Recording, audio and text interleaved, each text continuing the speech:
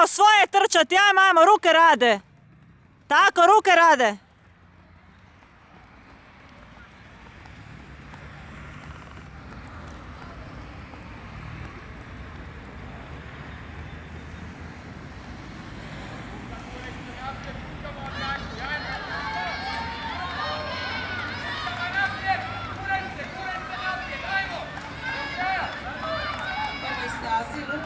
Za pobjednik prve skupine u utrci na 400 metara u kategoriji mlađe kadeti s rezultatom 57-83.